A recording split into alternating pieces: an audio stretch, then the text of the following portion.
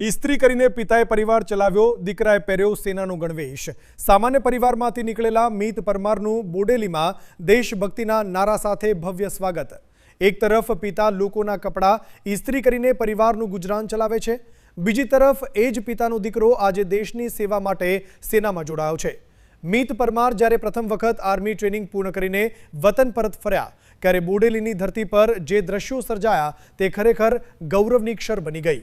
हाथमां तिरंगो, मोढे भारत माता की जयना नारा अने सेनाना जवानाना जवानનું भव्य स्वागत। आ गौरवभरी क्षणोना दृश्यो जोवा विडियो अंत सुधी जरूर जुओ। पितानी आंखों गर्व, परिवारनी खुशी अने तिरंगा साथे बोडेलीमां गुंजेला भारत माता की जयना नारा, आ समग्र स्वागतनो विडियो जरूर निहारो। सामान्य परिवारमांथी देश सेवा सुधीनी सफर मूल कोसिंद्राना वतनी अने हाल बोडेलीनी शांतानगर सोसायटीमां रहता मीत परमारना पिता विष्णुभाई लोकोना कपड़ा इस्त्री करीने परिवारनुं गुजरान चलावे छे, ज्यारे माता ज्योत्सनाबेन सिलाई काम करे छे।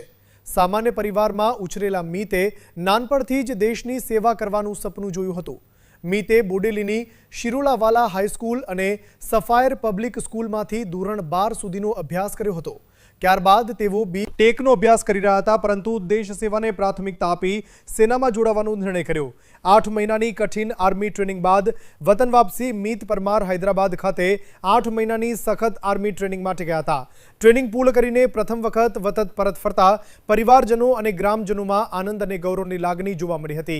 મીતના સ્વાગત માટે બોડેલીના વિશ્રામ ગૃહથી ગોપેશ્વર બેશ્વર મંદિર સુધી ભવ્ય રેલી યોજાઈ હતી। રેલીમાં મોટી સંખ્યામાં ગ્રામજનો, મિત્રો અને परिवारजनों जोड़ाया था। तिरंगा साथे गुंजी उठ्यु बोडेली।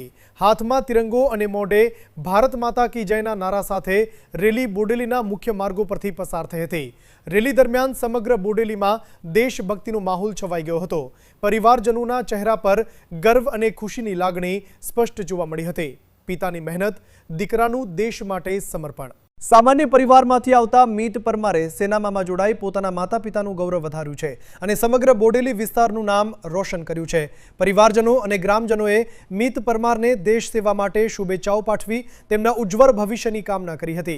रिपोर्टर मुकेश परमार, नसवारी प्रकोप न्यूज, साचा समाचार, सीधी असर, जनतानो अवाज।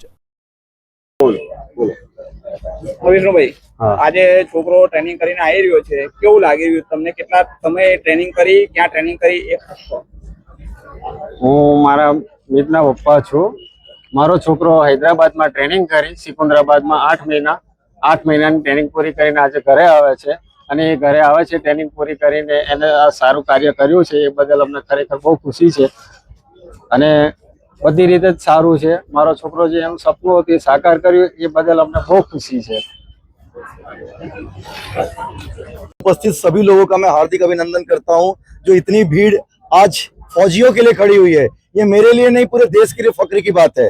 मैं एक ही बात कहना चाहता हूं कि अब तक जो बच्चा पैदा होता है वो अपने माता पिता के नाम से पहचाना जाता है, पर आज के बाद जो वर्दी वाला बच्चा होता है, वर्दी वाले बच्चे के माता पिता उस वर्दी वाले के नाम से पहचाने जाते हैं, क्योंकि ये देश के लिए होते हैं।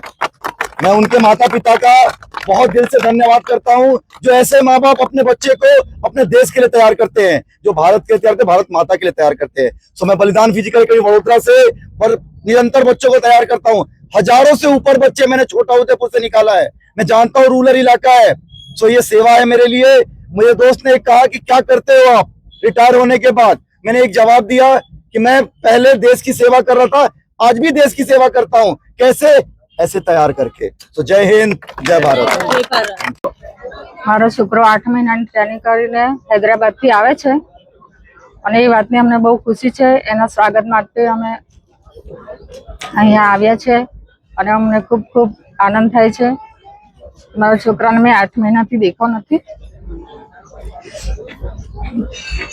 અને અમને બહુ ખુશી થાય છે। અને જૈન બધાને, મારું નામ પરમાર મિત છે અને હું અહીં બોડેલીનો રહેવાસી છું અને હું ધોરણ 12 સુધી અહીંયા સિરોલા હાઈસ્કૂલમાં અભ્યાસ કર્યો હતો અને પછી મારે ઇન્ડિયન આર્મી જોઈન કરવાનું મારું સપનું હતું, એટલે મારે જોઈન કરવું હતું અને એના માટે ભરતી પરથી અગ્નિ ગઈ અને એના માટે મેં જે આ સર છે અમારા ચંદન સર, જે બરોડામાં બલિદાન ફિઝિકલ એકેડમી ચલાવે છે અને મારું સપનું હતું કે મારે એકેડમી જોઈન કરવી છે અને પછી હું જ્યારે સરનું જોયું સોશિયલ મીડિયા પર, અને આપણે છોટાઉદેપુર જિલ્લામાં સરે બહુ રિઝલ્ટ સારા એવા આપ્યા છે, કેમ ચાલે છે એટલે સરે બહુ રિઝલ્ટ આપ્યા હતા. એટલે પછી હું સરની એકેડમી જોઈન કરી. મેં માત્ર 22 દિવસ માટે સરની એકેડમી જોઈન કરી હતી. મારી 22 દિવસની પછી મારી ભરતી હતી અને 22 દિવસ માટે હું સરની એકેડમી જોઈન કરી હતી અને સરે મને 22 દિવસમાં જ રિઝલ્ટ આપ્યું સારું એવું. અને હું રિઝલ્ટ આપ્યા પછી મારું સિલેક્શન થયું. હું હૈદરાબાદની અંદર 7-7.5 મહિના જેવી ટ્રેનિંગ લીધી અને પછી અત્યારે અહીં આગળ બોરીમાં પાછું. હવે શું અગ્નિવીર તરીકે તમારું શું કામ છે? અગ્નિવીર તરીકે બસ દેશની સેવા કરી. બસ હવે આગળ દેશની સેવા કરું. Thank you.